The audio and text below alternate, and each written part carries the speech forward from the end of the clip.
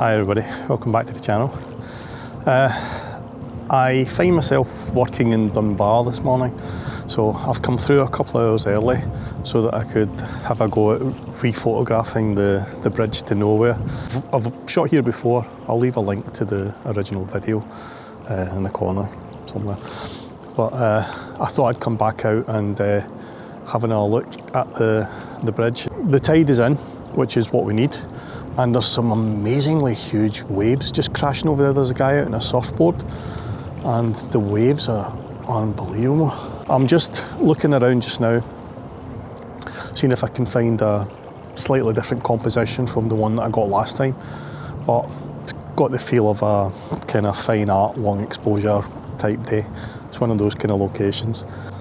So what's on the screen just now is probably going to be the first composition that I shoot. It's one of these locations you've kind of got to shoot out towards the water, because in the other direction you've got holiday homes, and over in the far side there you've got the John Muir Country Park, so it's kind of more of a cluttered background. So this little window of opportunity you have is to shoot out across the bay out towards the Bass Rock, which you can see there. I've been shooting these first couple of shots I've been taking. I've just been with the lens stopped down to f/22, and that's not giving me enough of a shutter speed. I'm shooting at about 1 second, and that's not enough to smooth out the waves, so I think I'm going to have to put the 10-stop filter on. I'll also probably move slightly because I don't like the way that the horizon here is cutting through the side of the bridge. I'm either going to try and get a little bit higher so you can see the horizon behind the bridge, or get a little bit lower and have the horizon in a gap underneath the bridge. I've swapped lenses. I've got the 20-40-105. I'm out about 70 mils at the moment, and that's allowing me to frame up the bridge. I'm including the Bass Rock, and unfortunately at the moment this fell out in a surfboard as well. But I've also popped the 10-stop ND filter on, and that's allowing me to drag the exposure out to 30 seconds. So hopefully this fellow will blur along with the waves, and we'll have a nice arty shot. I've got some lovely light on the Bass Rock in the background there, but yeah, otherwise I think this is going to be quite a minimalist type image.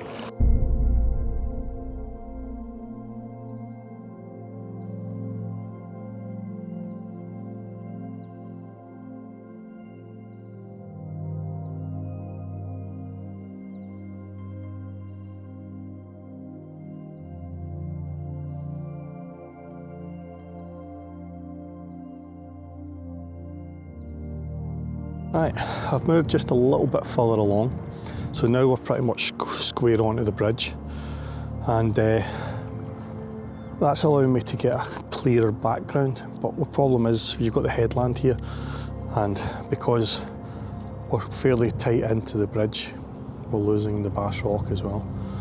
So I'm not sure that worked. I've just realised one shot that I didn't take last time I was here was further up this way and shooting along the line of the bridge. I don't know if there's a shot there. Similar problem to before, in that you've got the headland of the John Muir Park there, so I don't know if that'll actually work, but I might give that a go.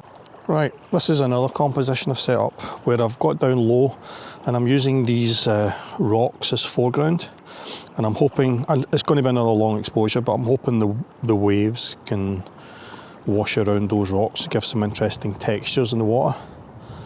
And then I have the bridge in the background.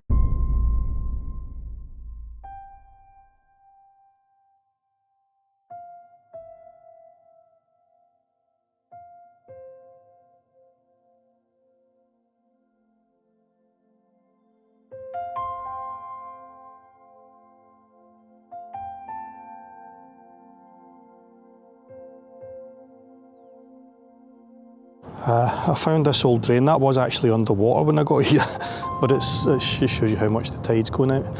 So I'm using this as a foreground, still blurring the water, and we've got the first hint of light on the bridge itself. So that's allowing that to stand out a wee bit more against the hopefully darker background.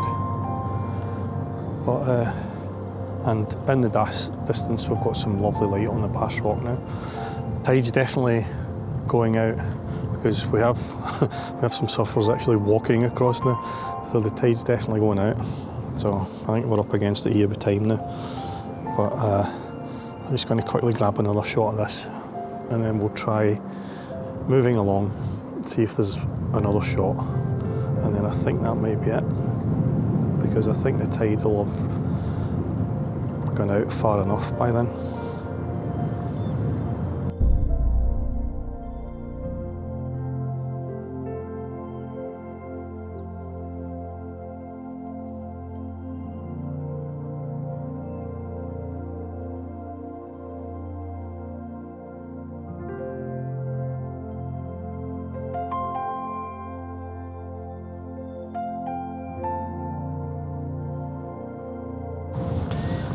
Yeah, my new problem is, because of the direct sunlight, is the sky and parts of the bridge are starting to burn out.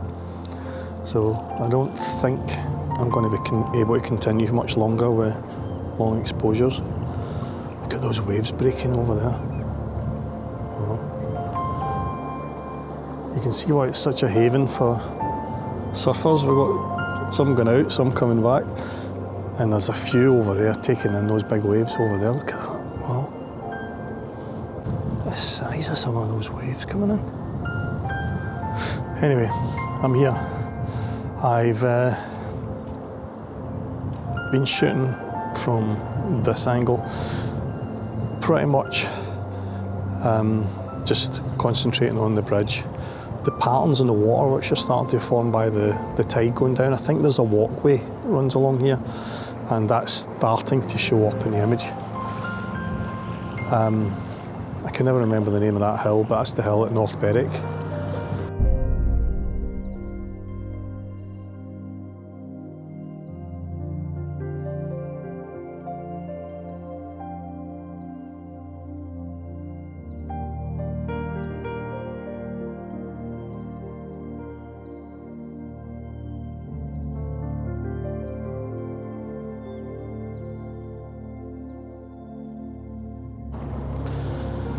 Yeah, I don't know if this camera's picking that up, but there is definitely a line there, which I suspect might be a walkway, because it's leading straight to the bridge. Look at those waves. Oh wow. Anyway, I'm going to go along there and shoot along that line, just to see if the line forms an interesting leading line, because as you can probably see, the other side of the bridge is actually in the sandbank now. So the tides went out that far that you could, in theory, if you don't mind getting your feet wet on this side, walk straight across and get to the other side. So really up against the time now. But I'm going to see if we can make something of this line. This is absolutely beautiful. What a lovely morning.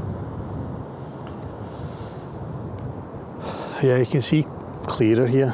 The sandbank is actually just at the other tip of the bridge now, so it looks like the bridge to nowhere is about to go somewhere. Absolutely beautiful. And I know I say it all the time, but place to myself again this morning. Beautiful. There is definitely a kind of line forming. Look at this here.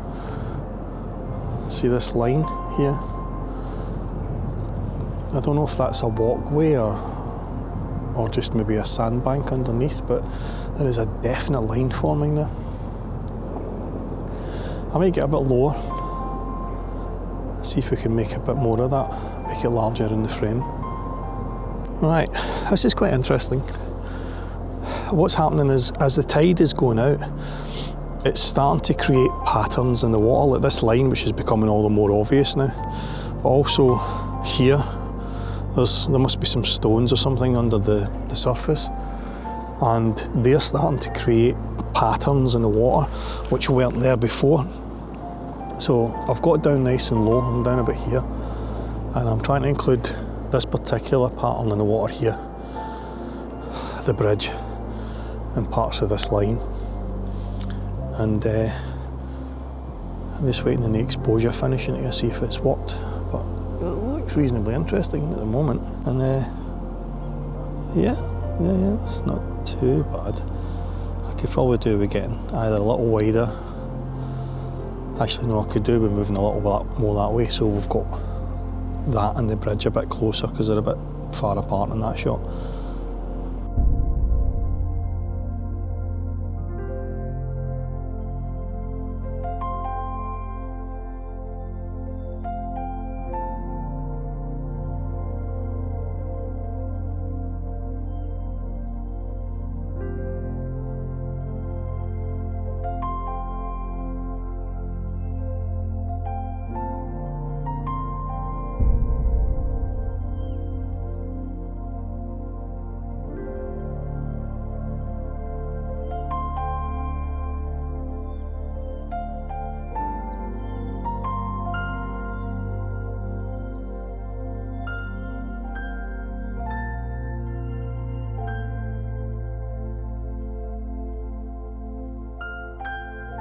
That seems to have worked, using these patterns in the water. For the last shot, I'm actually going to head up onto this grassy verge, get a lot higher and shoot down, and hopefully that might get the horizon above the top of the bridge. May allow me to use more of this line that's very obviously there now, and I think that'll be it for the shots today.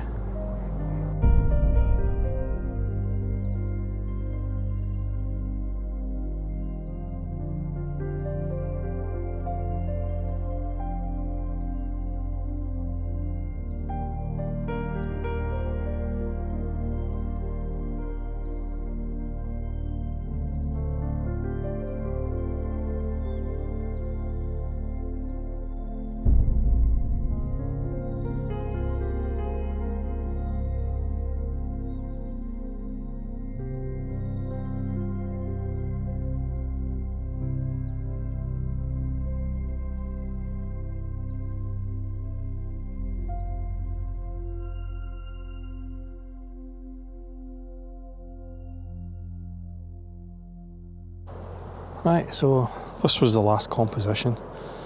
I took a couple without the ND filter in, but the majority of the shots I've taken with the 10 stop, so it's like 15-20 second exposures. It's beautiful, absolutely gorgeous. If you're coming, the only thing you really need to worry about is obviously check the weather conditions, check the tide times. The car park is right there, so there's no walking involved. You can turn up in the middle of the night and set up. Yeah, a dog walker just passed and said it's probably the most photographed bridge in the world, and to be brutally honest, it probably is, but you know, for good reason. And it's if you find yourself in this neck of the woods, it's certainly worth a trip with the camera. So that's it for the Belhaven Bridge, or the bridge to nowhere as everybody calls it. Hope you enjoyed the video. Give us a little thumbs up if you did, and hit subscribe if you haven't already. Don't forget to subscribe to the newsletter if you haven't done that as well. And yeah, I'll catch you in the next one. Cheers, bye.